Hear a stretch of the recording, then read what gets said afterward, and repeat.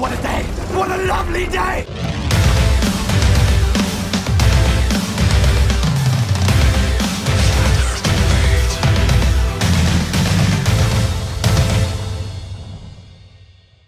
Welcome to Flat Earth Debate Live. I'm your host, Nathan Oakley, and if you're new to this channel, or you've not done so already, be sure to subscribe and hit the bell notification icon to keep up to date with the Flat Earth Debate.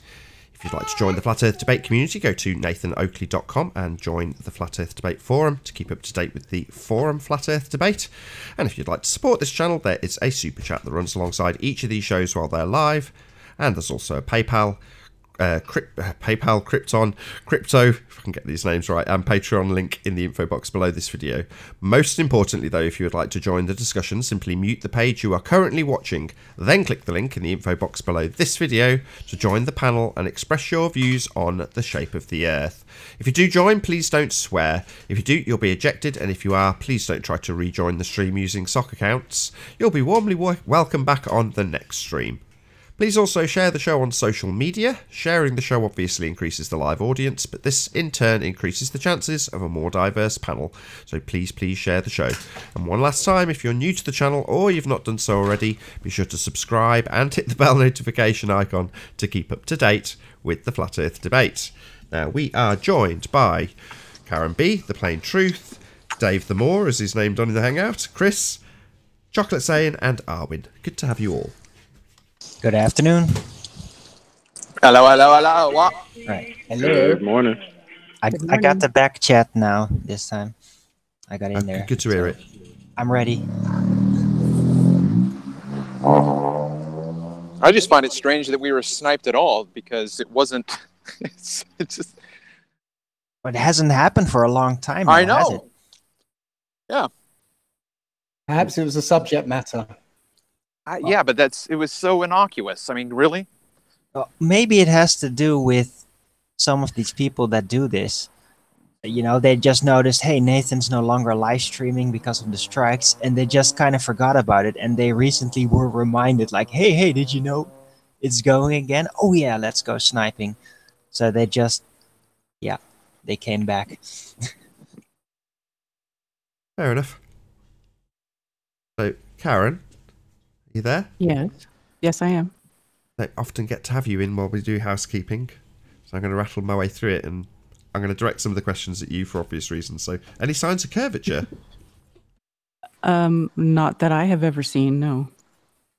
And you're out looking for it. Amazing. About axial rotation? No, not at all. Oh, this is easy. About any evidence of any scientific evidence of gravity? Scientific evidence of what? Gravity. Scientific? No. Science! Any evidence that you can have a gas pressure without a container? It's open to everybody, by the way, not necessarily Karen. The curvature one was specifically aimed at her. No way. Nah. Obstruction. Without the balloon, there is no pressure. No. That's Conspiracy the one that Cats, bothered me the most 2018. when I was in school. The gas pressure thing next to the vacuum. That always bothered me. Well, it didn't bother me because I was well able to actually imagine what was required for that to work out. And I, like, yeah, of course, there's like a gravity shield. There must be like a gravity fluctuation at height. And at some point, it's just so strong that it actually manages to keep the air inside. So, yeah, I was a real science fiction head. We're back. Yeah, I was never able to resolve that one. Back live, Nathan. We got sniped, I think, yes? Yep. You think? I think so, yeah. I was removed. Right, let's just get through the last few. Any evidence of the distance to the sun?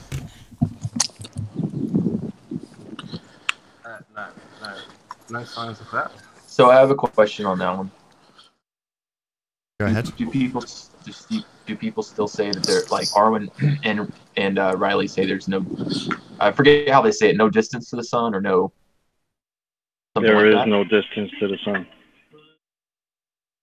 So if one could prove angular size change, would that disprove that statement? In other words, if you can show that the sun is moving farther away as it circles the plane and closer as it gets, closer to your latitude or whatever, and it's getting smaller in angular size or larger, would that disprove that claim? Well, I would think noticing a change in its size would be pretty different than actually figuring out exactly how far it is away from me, right? Distance, that would be a different thing than a size change, right? Right. Well, it wouldn't tell you how far it is, but it would disprove that there is no distance to it. That means that, or it would disprove that it's not some sort of physical object, right? The physical object, if it's moving farther and closer away as it moves across the plane, and it's changed it, and you know that if it's changing its angular size.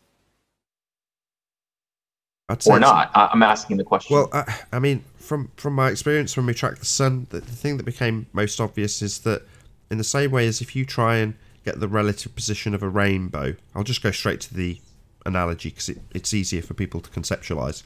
If you're trying to walk around a rainbow, what happens?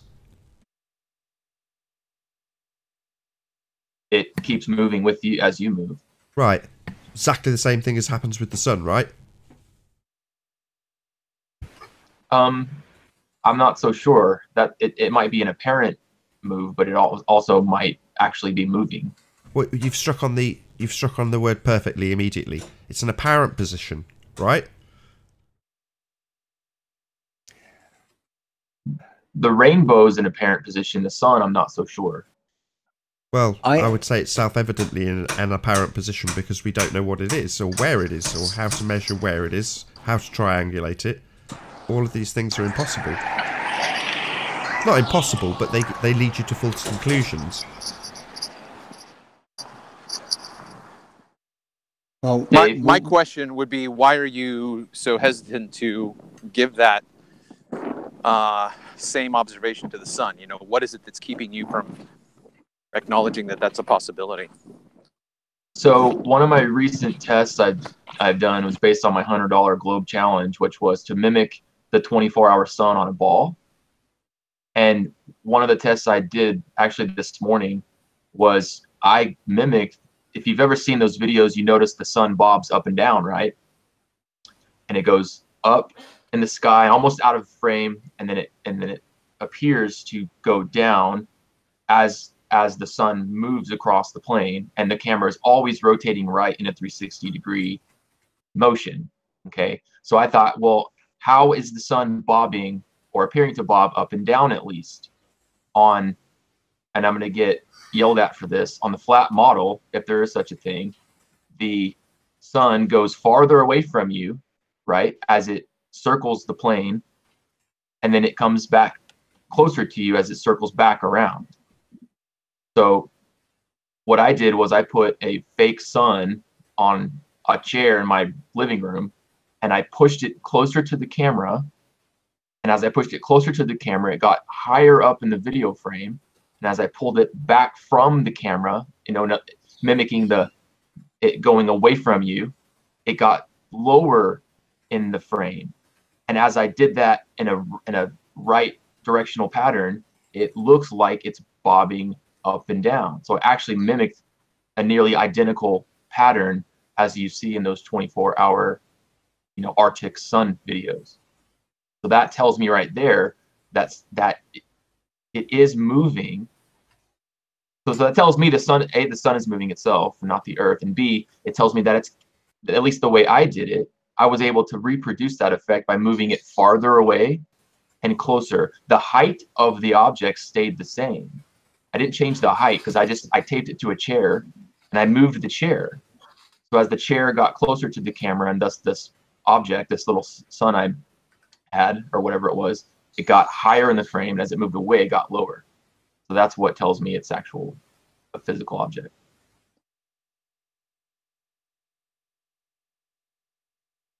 A physical object or a focus of light, because an actual focus of light could appear as a physical object from that perspective, though. Yeah, it's possible. I don't know, But I wanted to be able to reproduce that effect, since I made this challenge to the Globers to do it on their model.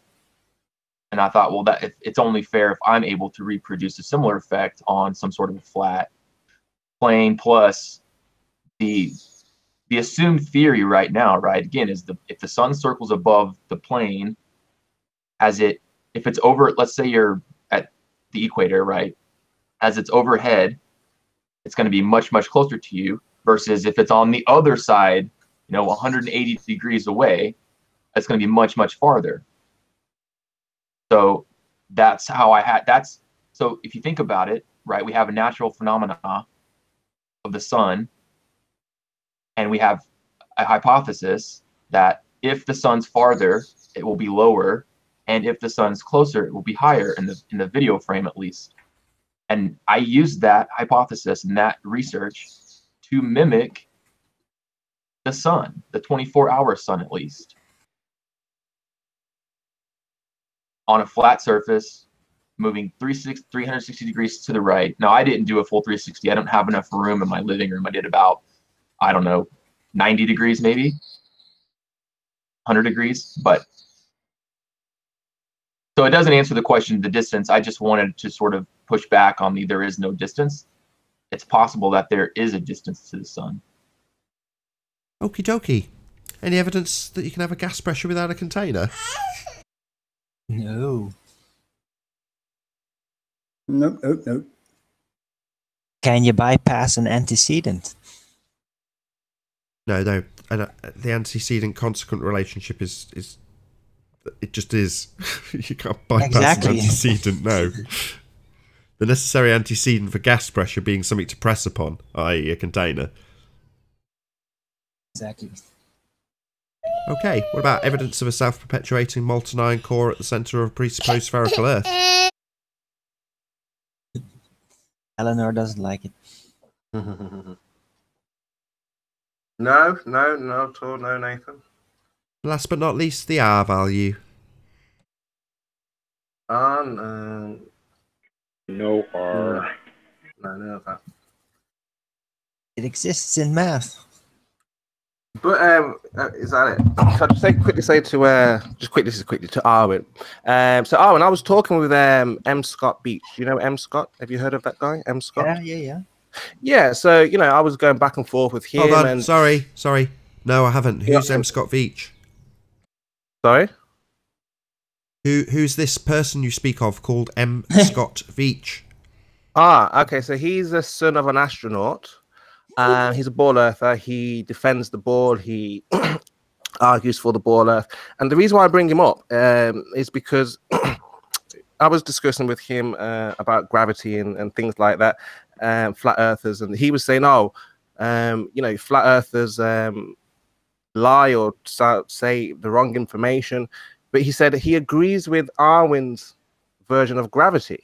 Because I said to him, so which flat earther do you agree with, or do you think says something right? He said Arwin. He said Arwin's version of gravity. So I was under the impression that Arwin has a different understanding of gravity to what, I don't know if we have or anybody else has, or is it different? Is it the same as the ball earthers, Arwin?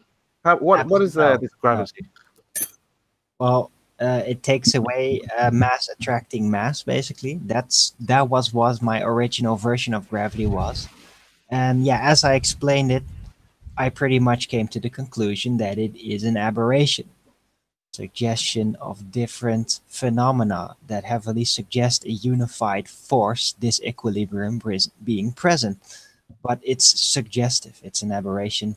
So maybe he agrees to that, because technically, scientifically, that is correct.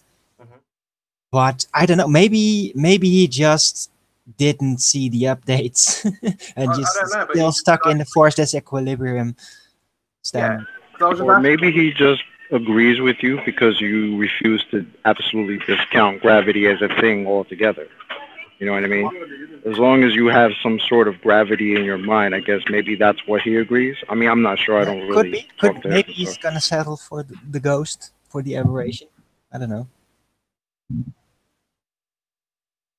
So Okay, Dave, what is your view on gravity, density, and things like that? Is it a force? Do you agree with Arwin? I mean, do you even understand what Arwin, his viewpoint and things like that? Because it's supposed to be different to how we see things. So I don't know if you've heard or what you think about that. Yeah, I haven't. I don't know Arwen's conception of gravity.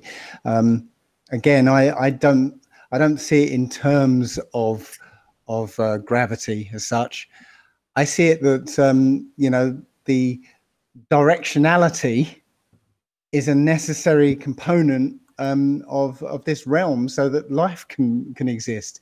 If there wasn't this you know, directionality, then nothing could exist here.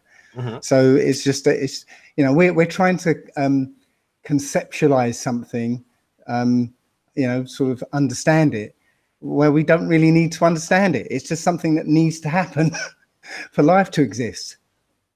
Yeah. In one of my videos, actually my first ever flat Earth video, in the introduction, I said one of the things we have to accept is the ant's perspective, which is basically saying that you know, if an ant was walking across the runway and a jumbo jet landed next to it, there's no way an ant could understand or conceptualize what just happened.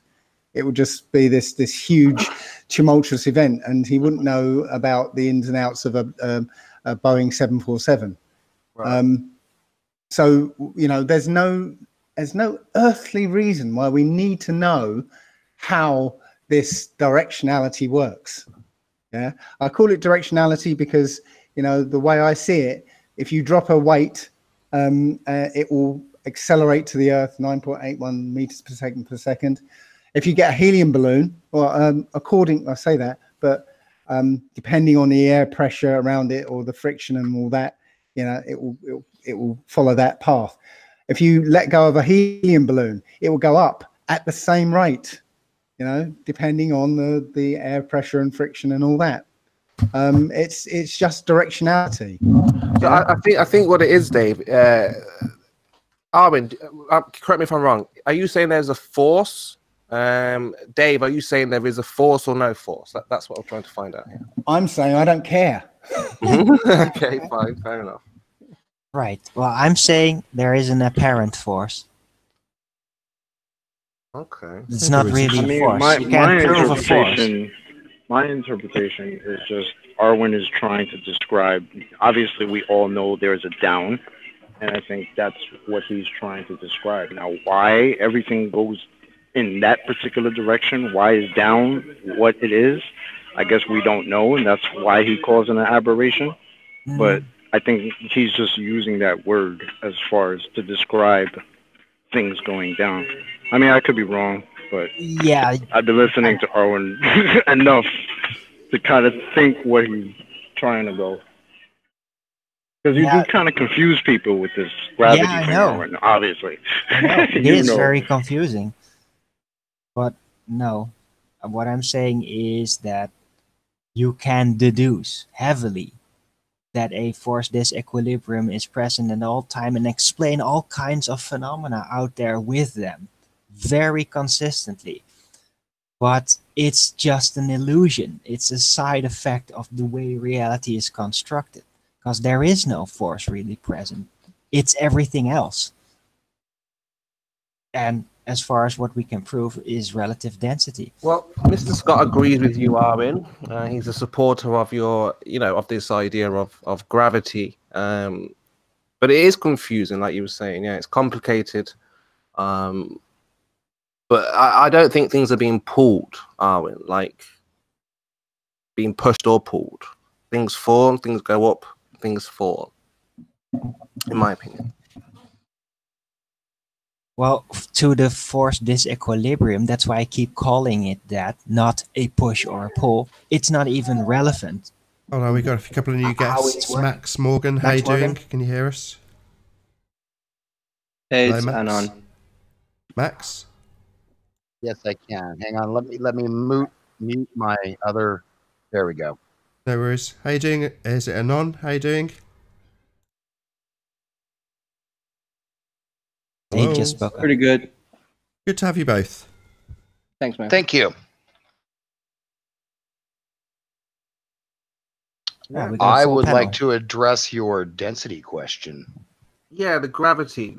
So, is it a pulling force, a pushing force? What is it? What is gravity? It's a pulling force. It's an Okay. attraction. It's called the law of universal gravitation. It's a law. So if it's a law would be something that we observe happening always. So can you show me? Yes, correct. Okay, so can you show me mass attracting mass always? Yes, I can. Yes, I can. Oh, excellent. Let's see. Okay, you'd like an example of an experiment that you could use to reproduce excuse me. this? Natural laws deal with the natural world. So why are you Correct. telling me about an experiment? Show me mass attracting mass always. Okay. That's your claim. Yes, it is. It's a very weak force. It's described as a weak force, isn't it? Sorry, this sounds like a description of what it is rather than you showing me mass attracting mass always. Okay, if I was to show you, I could show you via an experimentation, correct? No, that's not a natural phenomena. Do you not Why know not? what experimentation... Why not? Sorry, why are you talking over me? It's not I a was just natural saying, why not? phenomena. I'm asking you to show me the natural phenomena. Show me mass attracting mass. That would be a phenomena. And you're saying, I'll take you to an experiment. Well, that comes considerably after you observe a natural phenomena if you're going to claim that you've got science for this. Yes, you can observe the natural phenomenon with an experiment. No, dickhead. That's not how science works. Well, you don't observe it with an experiment. Shut up! Stop talking over me. Stop talking over me. I haven't finished. If you carry on, I will kick you out. The first step in the scientific method, what is it? Starts with O. Hello? Oh, you're Hello? asking me? The person claiming science, what's the first step in the scientific method? What claim did I make about science? You're telling me you've got an experiment. That's science. Experiments is an observation. Excuse me, an experiment is a hypothesis test. You don't know what science is. An experiment is not an observation, it is a hypothesis test. Are you stupid? Or are you asserting that you know something you do not? Is this Dunning-Kruger? What's the problem here? I'll say it for a third time to your stunned silence. An experiment is not an observation as claimed by you, a moron. It is a hypothesis test. Okay? Say yes. Oh, I apologize. I thought this was a debate. I didn't think that this was you've claimed you've got an experiment when I've asked you to show me a natural phenomena. I say, show me mass attracting mass always. You say, I've got an experiment, implying science. An experiment being a hypothesis test. Yes, this is a debate, one where I understand science and you do not. So, do you have the capacity to show me mass attracting mass always? Do you have the capacity? Don't ask me something. Rather than support a your bloody claim. Dominance. Stop asking me something and support your claim. You're playing a primate dominance game. Kick him. Quit playing a primate dominance game. No, show me your claim. You say mass attracting mass happens always. Show me. Okay. Mass attracted to the Earth. There is one example. That's an experiment. Your mass of your body is attracted to the Earth. That's a begging the Now, question fallacy. If you would like me to I'm stopping you explain- because you're using a begging the question fallacy. You are assuming the Earth is a sphere, correct? And we are attracted to the centre of said sphere. That's begging the question. No. Nope, wrong, incorrect. So you're not assuming we are attracted to the centre of the mass through this force of gravity. That's not what you're Doesn't matter if the asserting. mass is flat. It doesn't matter if it's a sphere. Mass attracts mass. So show me. That's a religious assertion if you don't demonstrate it. No, it's not. So show it us then. That's a fallacy. You haven't shown us your claim. Hey, how come a foam doesn't get attracted to a giant mountain? Because the mountain doesn't have as Why much mass. Why are you as the answering Earth. this guy's question? Why is it we've now moved on? You're Are you going to back you're your going to move to assertion? the largest matter of mass. Now, Sorry, if you'd like to stick on excuse me. topic, we can. Excuse me. You have come with a claim of a universal law of gravitation. I'm saying, Yes, it's a law. Are you still talking over me? Don't do the dominance game, my friend. Oh, Yeah? like you are. Yeah, you were talking over me. Now I'm throwing your accusation at me back at you, and you're doing it again. Don't play the dominance game, my friend. Don't be an alpha male. I mean, don't play the dominance game like you are. Yeah, don't play the dominance game. Oh, because you're better at it. Yeah, you're damn right I am. Oh, now because show you're me more mass dominant. attracting mass. You're always. more dominant. That proves your Yeah, point, right? I am. Oh, so show right. me your claim Right. that mass attracts mass always. Mm. Yes, Go back to that. mass attracts mass always. Yeah, that's a Yeah, the religious reason- assertion. the reason you- Unless you can bloody demonstrate it, you stupid religious zealot. It's just your religious belief in this shit. So demonstrate it. Don't just claim it. That's a religious assertion. Like I said, demonstrate it with an experiment. No. Oh, so you circle jerk asshole is not only stupid, but you can't listen. I've said this twice. An experiment is a hypothesis test. Yeah? So it's not the observation. You haven't got a phenomena conjured from an experiment. The first step in the scientific method is to observe a phenomena. I keep asking you, and you're playing the dominance game by talking over me and ignoring what I'm asking for. If you're going to claim you've got an experiment, and you're doing it again, because you seem to be projecting your playing of the dominance game while you talk over me. I have a point. You have ignored it. My point being that the experiment stage is not the first step. The first step, Doesn't matter. if he can contain himself while he plays the dominance game again. So if you can contain yourself, I'll say it for about the 5th time. The first step is observe a phenomena. That's why I keep asking you to show me the phenomena of mass attracting mass. Every time I do so, you circle jerk us back to about step 4, which is experiment stage. That comes after you observe the phenomena, the same phenomena I'm asking you to show me, which you've not yet done. I've explained it. Can I jump in real quick? Sure. Okay, so what? Who am I talking to? The baller? Who are you? Max. Oh, okay, hi Max. Hi. Okay, so I'm gathering that you're seeing an observation. Okay, what is the observation you're seeing? I'm seeing that mass attracts mass. No, you're describing something. Tell me. Be specific, Max. Yeah, Be specific. What do you mean, mass attracting mass? Because So do you see a car attracting to another No, car? no. Do you see a snooker ball? Let me try a different ball. tack. No, Sorry, Spurs. I Sorry, see- Travis. Sorry. Let's try a different word. Where? Yes, I can see. Where? I can see Oh, a he's triggered lead. already. I I'm can talking, see- so he's got to be talking Okay. to, hasn't he? This I thought you arrogant wanted an dick answer. on a I power thought I trip, was trying asked to a play the question. Am I dominance not- game. am not allowed to Yeah, answer yeah, the dominance question? game from an asshole. Can I answer the question? Yeah, it's Can I okay, my answer friend, it? my beta male friend. Okay, I'm not- I It's can't okay, my answer it. beta Okay, male go ahead. friend. I I will would continue like- to I talk would like to regardless of try to your ask- claim to be an alpha. You're not. That would be me, the person running the show. Quite literally. So, you will shut the fuck up while I talk, okay? Excellent. So, demonstrate the phenomena of mass attracting mass. And if you can't, tell us where we can observe this phenomena. Where? Okay. Am I allowed to answer now?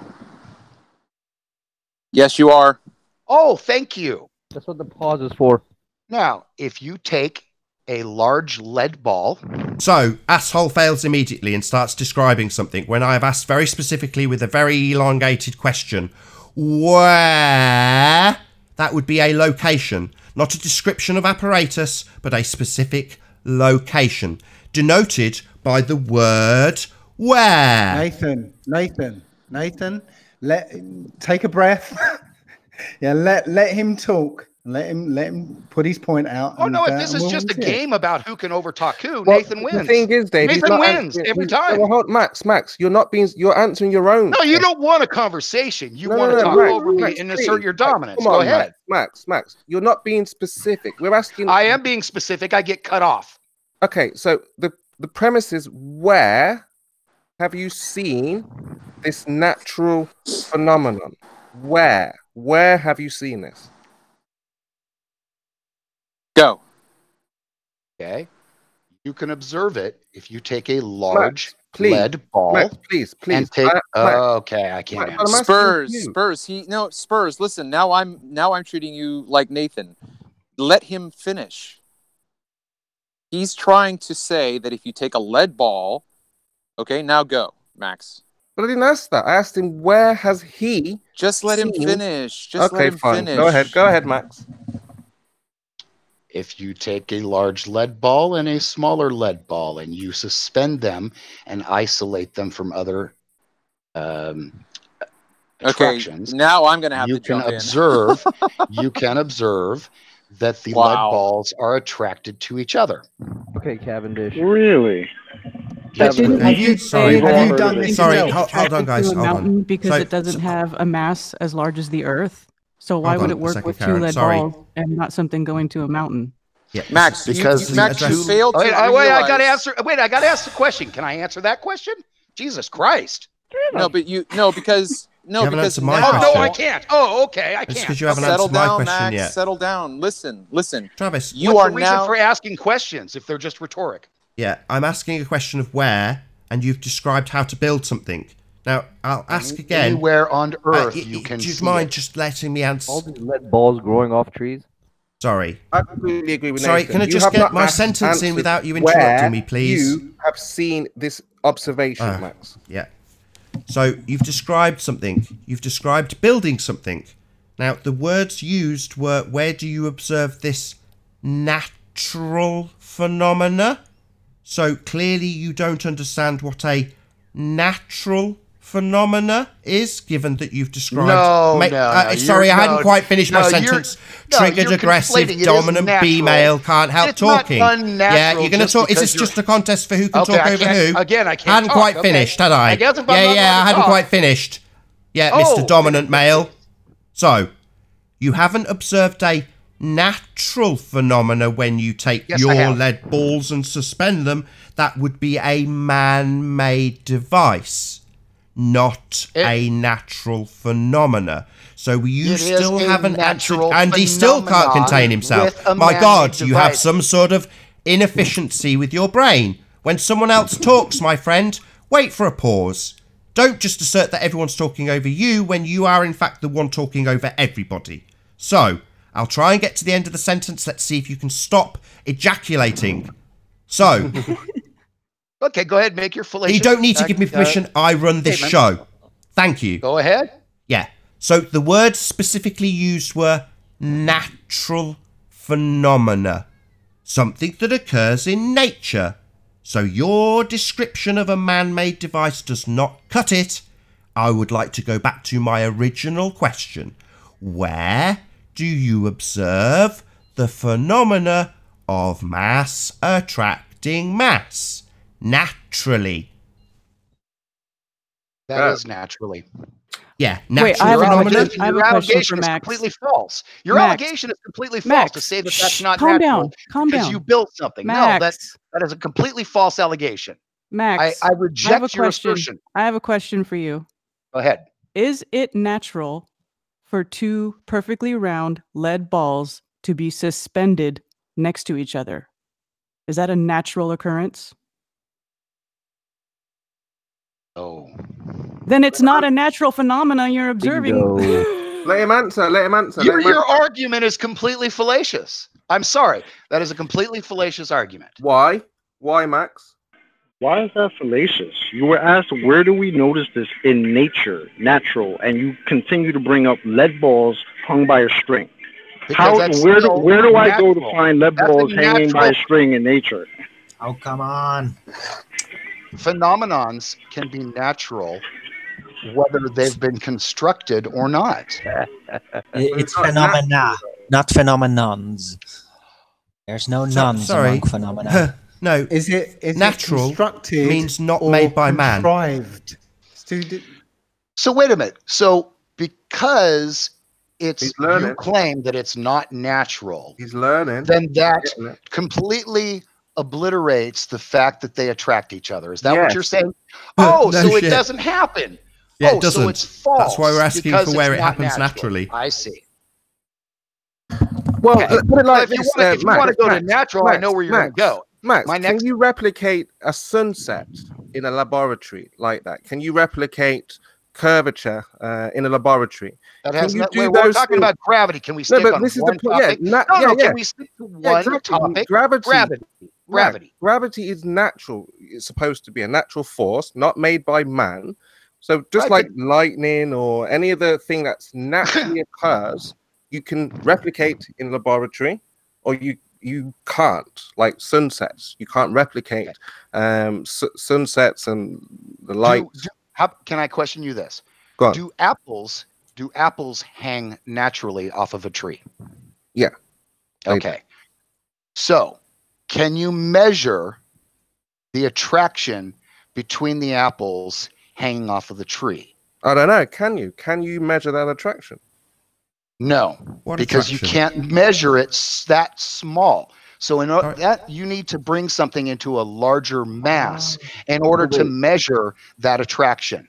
So okay? What That's attraction? why you go Sorry, for lead sorry. ball. It seems like sorry to interrupt. Sorry, bear with me a second. I'm a bit confused. It seems like you've now just I wasn't decided. allowed to finish. Can you stop Okay, talking? I'm not allowed to finish again. Yeah, Not allowed because you to seem finish. to be begging the question. You seem to be just telling us that there's an attraction. And now I've asked where the attraction lies and can be observed. So should I go to an apple on a tree to observe this attraction? I said I just explained that you can't because it's not strong enough on an apple. So what you're saying is we can't observe the attraction. So there is no natural phenomena of this attraction. Okay.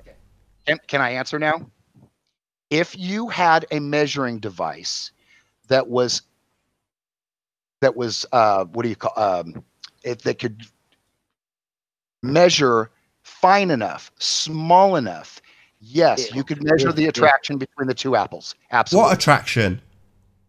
The attraction of universal gravitation, the law of universal gravity. We're back to square one. Show me where I can observe mass attracting mass. I'm looking at an apple right now. I don't see it attracting another apple. What the hell are you talking about? So you're saying that only if you can see it, if the force is only big enough for you to see, otherwise it doesn't exist. No, that's what a natural phenomenon. There has to be a phenomena in order to prove it. Can I just respond to that? So Okay, no, well, we would in start- order to observe, start why am I with being talked looking at over continually? things. You've made your assertion about your bloody apple with no attraction going on, and just asserted that we have a force that we must measure, even though it's not been observed yet. And you're saying that because you can't observe the two apples attracting each other, that they're not attracting each other. No, I'm saying I don't observe the two bloody apples attracting each other, you complete dick. Right, because you can't see it that small. So what you're saying is, it's something that we can't see, we don't observe, but we should start measuring it. No, don't put words in my mouth. That's not true. Well, where do I observe it? Back to square one. Where's this happening? Where's the natural phenomena of mass attracting mass always? Okay. That would be all of the objects sticking to the Earth. Always. Sorry, that's not mass attracting mass. That's relative Sure it is. density. No, if you want to talk about... I was waiting for you to get there. Right, I knew he was going to go there as soon as... Now, if you'd like to talk about relative density, I would love... I'm talking about you. I'm talking about you, sir. I knew that you were going to get to the only thing that you can point to is people are attracted to the Earth. That's it. That's all you got. And that's attraction. Now, if you want to talk about buoyancy and density, can you prove that that's attraction? I just want to give you a little example, Max, yes, so you can contain your verbal diarrhea for a couple of moments and not talk over every word. So, we were given an example at the beginning of the last show by Dave Murphy. We take 15 kilos of one substance and 15 kilos of another substance and we drop them both. What happens? Well, it depends upon their density. Oh, so it is about relative density then? No, it's not. Well, you just said it depends on their density, but now you're saying it does not depend on their density. That seems like doublespeak. No, it's not. So it's not to do with their relative density, it's to do with gravity, even though when I asked what happens to these two individual items that we drop, you immediately say it's down to their density. Right, because the air is more dense than certain objects. It's going to be pushed down. And when the air gets pushed down by gravity, Sorry, you seem to be inserting this religious belief that you've not demonstrated yet into this example. Why would you do such a thing? You don't need to insert your religious belief into this explanation. You've not demonstrated gravity. Gravity would be this universal law you claim of mass attracting mass always, but cannot be observed, is never demonstrated, and has never been seen. But you're just going to insert your religious belief into this example, even though you haven't actually shown it occurring. You bloody fundy zealot. Your religious belief is density. No, that was your answer. No, yours. No, what do you mean hand wave dismissal? That was your word. You said density, not me, you stupid dick. Right, density is related to gravity. Oh, is it really? So you are going to stick your religious fundamentalist belief into this explanation where you have relative density causing these things, your go-to. But you've not shown mass attracting mass, you've not given us a demonstration, you don't have an observed phenomena, but you are, like a fundy zealot, going to insert it into this explanation with no demonstrable proof of it. Gravity is just relative density's cousin twice removed, and nobody's heard what he's been up to. Some people think he's dead. But we still have the memory of him. May I interject? May I make a point? I'm still yet to see you demonstrating mass attracting mass. You just keep inserting it into your explanations like a religious fundamentalist. Like it's true, even though you've not demonstrated it. May I talk now? Are you going to show us mass attracting mass always, as this law would imply, which is your first claim yet to be actually backed by anything? No, I'd like to talk about the density. I'd like Why? to talk when about you're trying to prove that mass attracts mass, that would be gravity. Right. And you so not density then. That's our explanation, not yours. So no, not density. Your claim was you have a universal force, a law, no less, of gravity. Well, if it's a law, and your claim, you're talking. I'm reasserting your fallacious claim that you have not backed. You don't have to like it. I will hold your toes to the fire on your bullshit indefinitely if you don't back it. So, if you are to claim a universal law of gravity, actually your fundamentalist belief that you keep inserting into every explanation that actually describes relative density, then I will expect you to actually demonstrate mass attracting mass always. Oh my god, I'm being pulled towards the nearest huge mass. No, that's not happening. Yes, it is. So demonstrate it. If you take 2 lead balls. Again, circle jerk wanker asshole. How many times do I have to say? Step 1. Observe a naturally occurring phenomena. Did I say it slow enough? The attraction between the 2 balls is naturally occurring. Oh, is it really? Because I would say that you have made them do that when you built the apparatus. That's why when you observe natural phenomena, you observe it in the physical and natural world. You don't concoct it. You don't create it. That would be called, what's the term? Man-made. Your man-made structure can be used to describe and see the natural phenomena of the law of universal gravitation.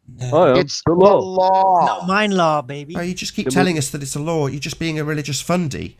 Don't just say with an elongated voice, like I do when I'm asking you to actually show it, that it's a law. Okay, well, if it's a law, it's something that happens always. So show me mass attracting mass always. How many times have we got to do this? Very simply, drop when 2 things are attracted on the ground, yes, to the earth, you see the attraction. Now, why won't you... Hold on, you've just made another assertion, so let's just check that out. You've said all things with mass are attracted to the earth. So we're back to our example with 2 things of equal weight, 15 kilos each. So they're both going to go towards the earth, correct? You give an alternative definition using density, and you won't even allow me to what, assert your religious belief? No, you insert some fundy belief into your explanation of relative density. I'm going to call you on it and say you're yet to actually demonstrate this ever happening ever, let alone being a law that happens always. We don't see it on the apples, but apparently it's a law that happens always. No, that's nonsense. Yes. It's never visualized, seen, demonstrated, ever. Ever. Yes. That is called a demonstration when you hang the lead balls. That's a demonstration. A demonstration of what? Experiment. A demonstration of what? You being able to hang law lead balls? of gravity. The law of gravity. That's what. Sorry, where do we observe this law? It demonstrates that they got the balls to claim that that is science. Yeah, step one, my friend, observe a natural phenomena, not construct and I'm apparatus observing to the observe natural phenomenon phenomena. of That's not cars step one. and people. Step one in the scientific method doesn't say construct an apparatus to show people this pseudoscience force that you've decided exists. That's not So step this one. isn't really a debate. That's not step So one. you really don't want to know any answers. This is just what. We've heard your answer. Yeah, you haven't given us any demonstrations of mass attracting mass always. Yes, I did. No, you Objects didn't. You of said look at mass apples. going to the ground. Now Look you at- won't let me. You won't let me explain why things lift, will you? Sorry, you've just said things go to the ground. That's the force of gravity Yes. attracting to the earth, right? Correct. The heaviest. Yes, the most dense things go to the ground. Yes, the most dense things go to the ground. Show Well, me that's that the density most then, isn't dense it? things don't go to the ground. So that's density. In your explanation that you've just given us, you didn't once use the word gravity, and you said it's everything to do with density. The density is what causes it to go to the ground. No, the gravity is what's called the density. Oh, I see. So now, again, like a wanker, you've inserted your fundamentalist religious belief into an explanation that was quite concise until you inserted your religious fundamentalist belief into the explanation after the fact. Can I ask you something real quick? Hey, You mean Zinder, the sorry, I didn't see gravity you is join. causing buoyancy, right? Not density. Correct. Buoyancy, not Absolutely. density. Just to say. Yes, gravity causes the buoyancy. Yes. Yeah, but because density isn't, maybe the gravity causes density in terms Sorry, of Zinder, pressure what and so, but- gravity? What You gravity? don't have buoyancy in Sorry, outer space yet. sorry, we're now describing something we've not been shown yet. We haven't been shown this, Cinder. We haven't been shown gravity yet. So why are we now talking about gravity like it's real while this asshole talks over me constantly? You don't have density. You don't have buoyancy in free fall. Why is that? Why do you not have buoyancy in free fall? Who gives a shit? Because of air friction. Oh, who gives a shit? It's called air friction. Air friction. No. Yeah. No. Yeah, the air we seem to be friction getting causes sidetracked. velocity. You can Sorry, eliminate. Zinder's come in and decided to back you, Well, right? you And can just decide eliminate to the back air you with your friction. religious assertion of gravity. Oh my God! See, Why are you don't- saying, oh my God, over the top of me? Yeah, just contain your ejaculations. This is your last opportunity. You're basically being very disruptive, and I'm sick of it. So, if I talk, you listen. That's the rules. If you don't like it, I will kick you out. So, you are yet to demonstrate this pseudo force you keep inserting into the explanation of relative density, and now Zinder's come on and said, oh yes, without gravity, buoyancy isn't possible. But you're yet to demonstrate... Was that you interrupting me again?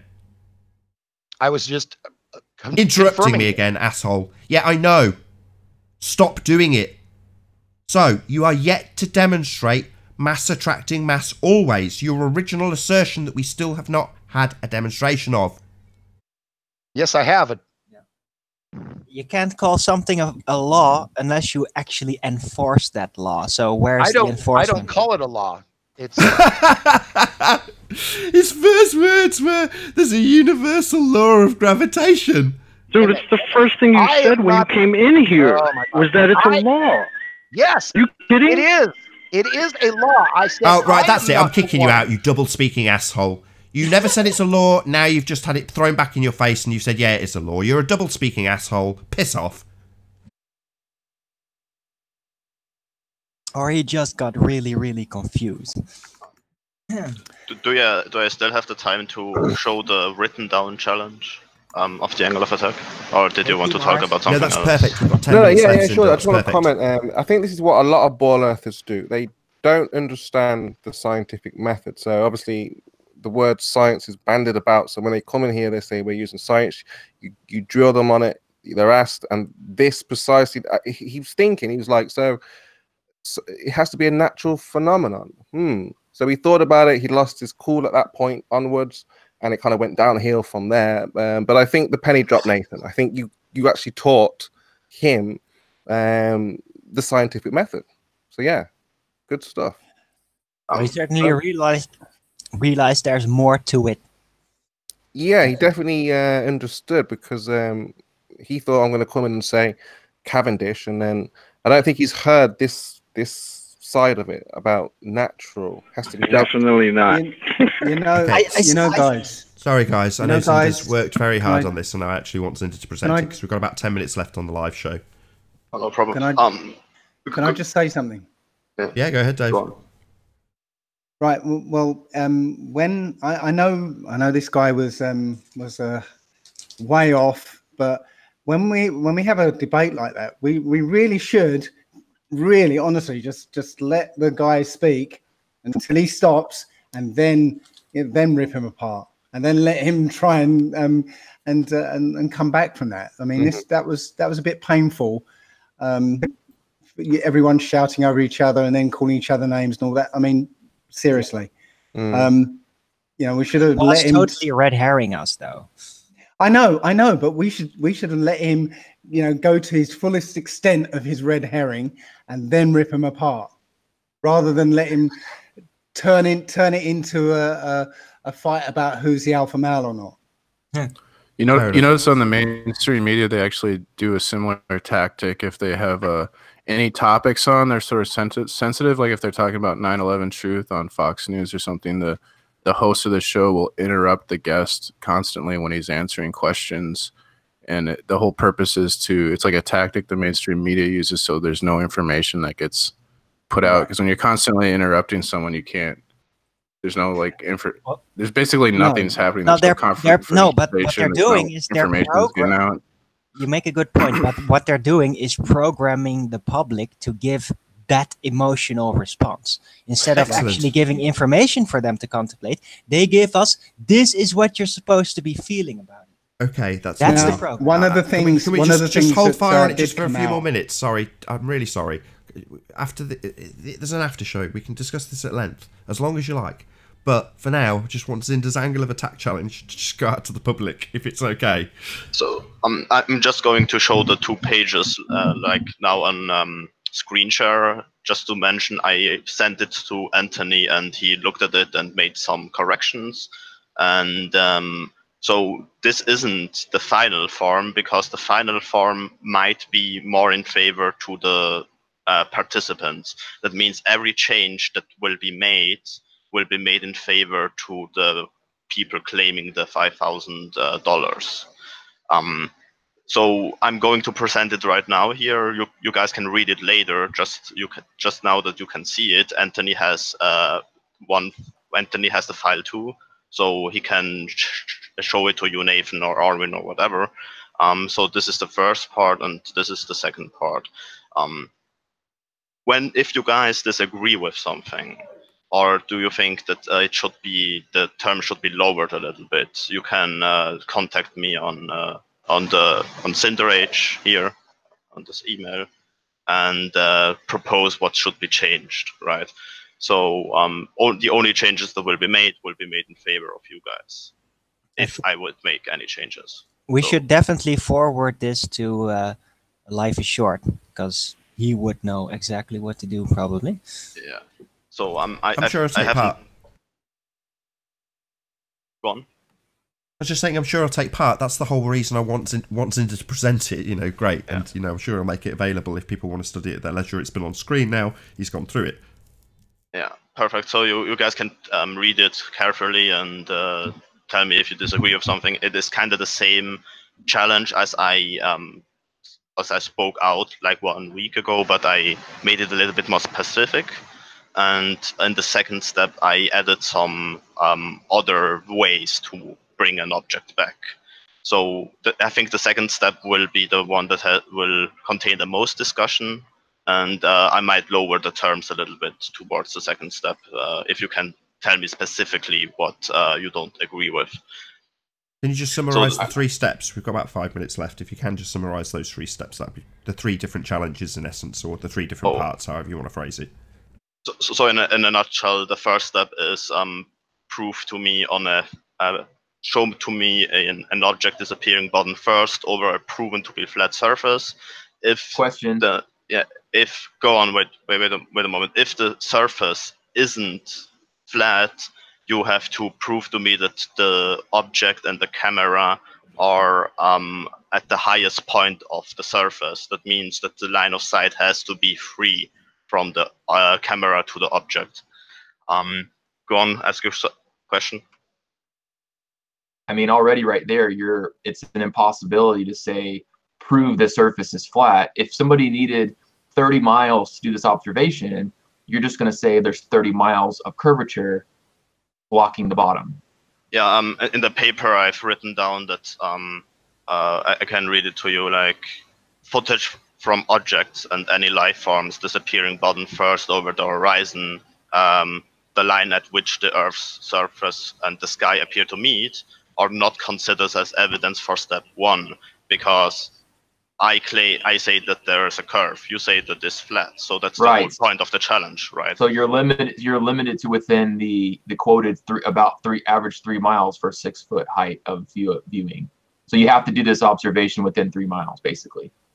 You have to do the observation on a proven to be flat surface. Like, I mean, Nathan did it with the book, but if he would go back and do the same observation and show me that the surface is flat, or show me that the line of sight is free, that would be enough for step 1. So, you know, I've heard the claim many times that there is evidence for step 1, but I've never seen it over a proven to be flat surface. So you can do it on over 100 meters, I think, too. Like, or I guess. Wait, well, you just not, yeah, but then I don't remember what number, but then you said the bottom 25% has to be blocked. Yeah. I don't think you're going to get 25% from 100 meters or whatever. Well, Nathan made the whole book disappear, didn't he? I was going to say that may or may not be the case. That's up to whoever enters part 1 of that challenge, Chris. So the thing is, if I won't get any results, let's say on probably 3 months or so, I might lower the terms to a lower number. Right. To be perfectly honest, Cinder, I don't see what you've said so far to be in any way unreasonable. What you're saying is, if you're going to say, which is all anybody has done, including myself though, so far, have said, with qualification, that this is flat, because reasons.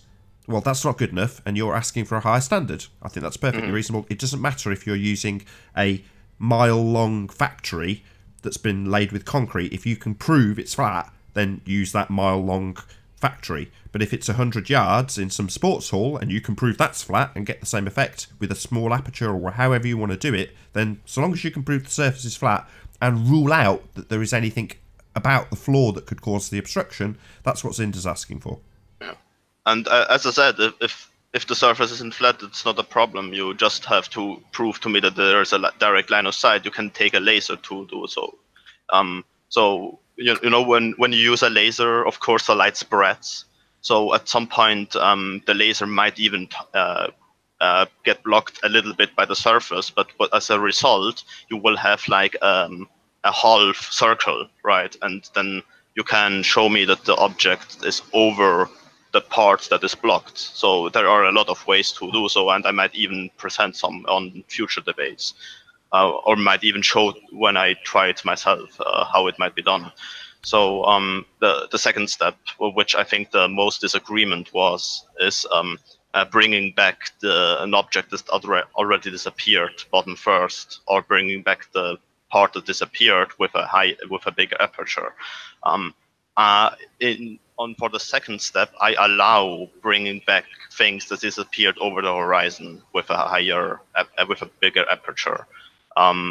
It will be more in detail on it will be written down more in detail on the paper that I presented, and any changes that you guys suggest about it, will consider, and maybe I will lower the terms a little bit so it will be easier to complete step 2. The third step is about... That was a bit too concise. I'll just reiterate what you're saying. So for step 2, what Zinder's saying is, once an object has disappeared into the distance for whatever reason, bring it back with a larger aperture. Yes. That's kind of what the angle of attack is about, isn't it, too? Sure. Do you want to get to step 3, and then that'll be where I round out this show for the live audience, at least? Yeah, so the third step is creating a model which can predict when the effect will occur, and you have to create one in which I can put in the aperture size, the height from the aperture to the ground, and the distance from the aperture to the object. And then the result will for the result an inaccuracy of 25% is allowed. That means that when the result will be like 10% obstruction, and I only observe 7.5% or 12.5%, this will be allowed. That means 25% of the result. I don't know if you understand what I mean. I can. Yeah, I pretty much, I think I've got it. I'm going to try and do my damnedest to actually summarize it now. So step 1, essentially get something to disappear bottom first on a proven flat surface. Doesn't matter what size, but if you can prove that it's flat and get something to disappear, I think it's up to 25% from the bottom up. That would be step 1 in the $5,000 challenge. Step 2, bring something back. This can include things that have disappeared on the horizon by using a device with a bigger aperture. In other words, something disappears in the lens of an iPhone camera, you then bring it back with a P900. That would be step 2. Step 3 would be to essentially put this down into mathematical terms so that you can see a working equation to define how things disappear from bottom up, i.e. summarize the angle of attack in a model format or mathematical format. So that's step 1, 2, and 3 of Zinder's $5,000 angle of attack challenge. So be sure to take part. If you rewind a little bit, you can see the actual terms laid out on screen. With that, I'm going to say if you're watching this on either Nathan Oakley 1980 or Nathan Oakley, then stay tuned as the after show will follow. But for at least the time being, I will say a massive, huge, enormous thank you to all of the live audience for tuning in and hopefully sharing this debate. If you'd like to keep up to date with the Flat Earth Debate community, then go to nathanoakley.com and check out the Flat Earth Debate forum. I've been Nathan Oakley, and I'll see you all in the next video. Oh, what a day! What a lovely day!